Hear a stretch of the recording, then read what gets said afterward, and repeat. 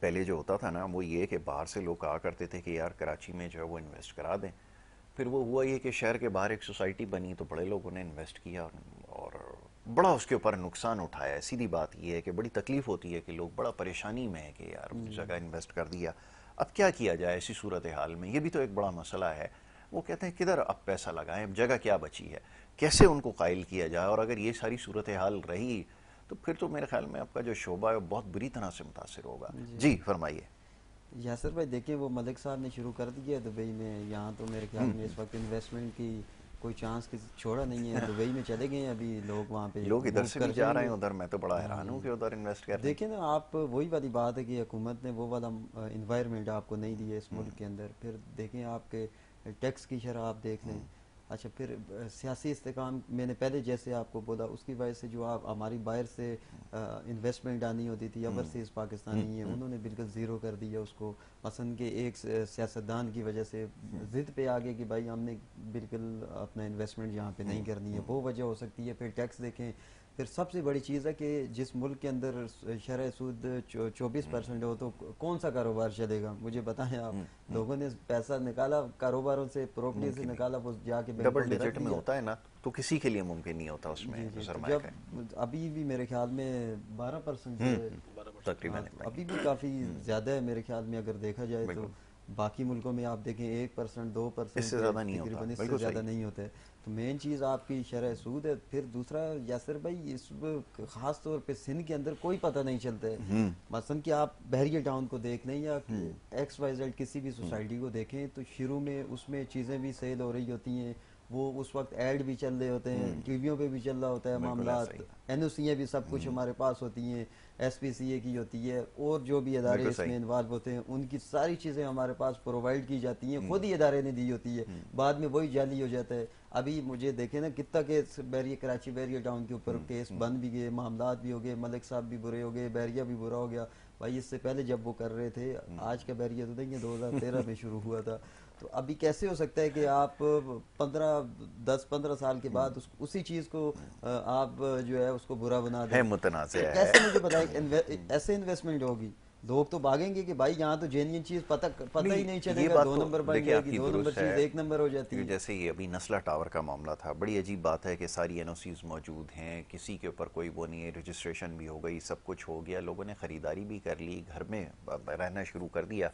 وہ ایک آرڈر کے بعد جو وہ معاملہ جب خراب ہوا تو اس کے بعد آپ دیکھ لیں نئی انویسٹمنٹ آئی, لوگوں نے ریل اسٹیٹ کی طرف سے منہ موڑ لیا کہ یہاں پہ تو جس کی ساری این او سیز بھی ہیں, رجسٹریشن بھی ہے, سب کچھ ہے, وہ ایک چھوٹے سے بلاک کی وجہ سے اس کے اوپر وہ ہوا, اس کو گرا دیا یاسر گیا. بھائی اب وہی آپ میں کہہ بتائیں رہا کیا ہوں کیا جائے کہ پھر. ایک جینین چیز کو یہاں پہ فوراً سے ہم 2 نمبر تو بنا دیتے ہیں, لیکن اگر کوئی چیز ہم حکومت کو یا کسی بھی ادارے کو بتاتے ہیں کہ بھائی یہ چیز ٹریک پہ نہیں ہے, کوئی بھی سوسائٹی ہم اس کے اویئرنیس دیتے ہیں کسی بھی ادارے کو, یا آپ کے سامنے ہوتی ہے, وزٹ کر سکتے ہیں. جب بالکل کوئی ٹھیک ہے. بندہ آپ کو کوئی نوٹس لکھتا ہے یا کسی چیز, میں اپنی ایک مثال آپ کو دیتا ہوں. یہ کریم داد ہم ساتھ ہی کام بھی کرتے ہیں, دوست بھی ہیں بچپن کے.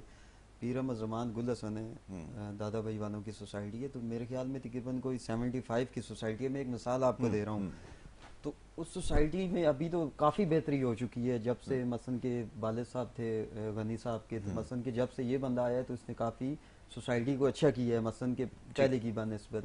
لیکن کیا ہے کہ اس وقت بھی اور آج تک 2025 تک ہم اس چیز کو دیکھتے ہوئے آ رہے ہیں. جب سے میں آیا مارکیٹ کے اندر, کریم داد تقریباً ہم نے اس سوسائٹی کا جو کام شروع کیا, پہلے بڑے بھائی تھے وہ کرتے تھے, ہم نے تقریباً پراپر کام جو شروع کیا تھا 2013 میں. اس کے بعد مثلا اس چیز کے پیچھے ہم مسلسل لگے رہے. میری 2015 کی بھی ویڈیوز آپ کو ملیں گی, کافی مثلا 16-17 ہم اس چیز کے اوپر آواز اٹھاتے رہے.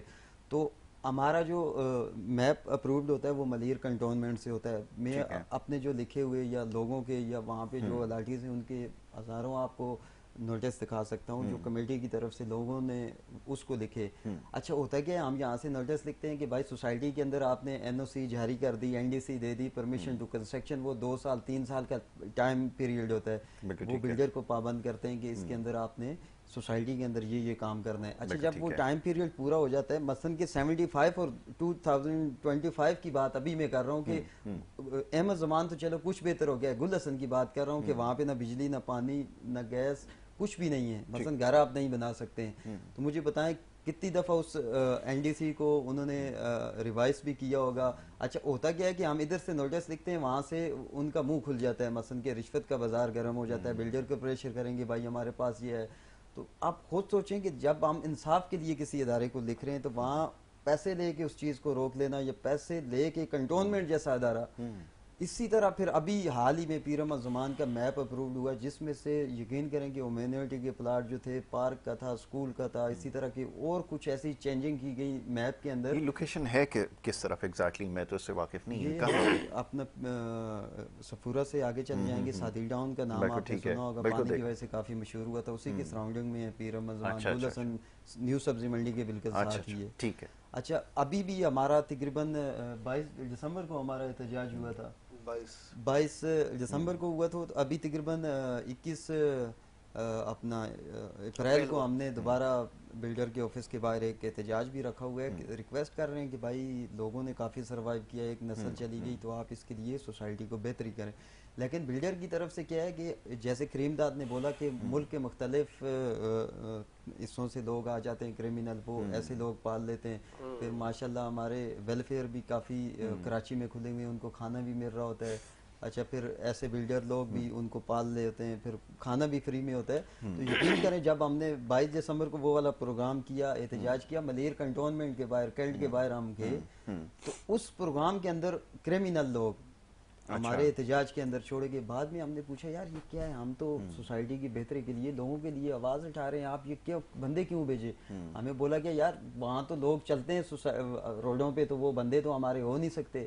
फिर वो पिक्चर वगैरह हमारे पास आई, फिर उससे हमने CDR CRO जो भी होता है निकाला, लोकेशन इन्हीं की पिछले 5 सालों तक आप जाएंगे, ट्रैक रिकॉर्ड निकालेंगे तो एक की अलमिरान सोसाइटी है, दूसरी की पीर अहमद ज़मान की आ रही है। मसलन इस तरह के क्रिमिनल लोगों को आपके रखा ख्याल हुआ में है। वो आ गए, ठीक है ठीक है। तो फिर इसी तरह अदारों के अंदर जब बात की जाए, भाई अदारों के अंदर हम ये चीज़ दे रहे हैं, वो चीज़ दे रहे हैं, आप देखें ना, जब एक बंदा है, आप किसी भी अदारे का नाम ले रहे हैं, हम उस अदारे को लिख रहे हैं, भाई क्यों आपका नाम ले रहे हैं?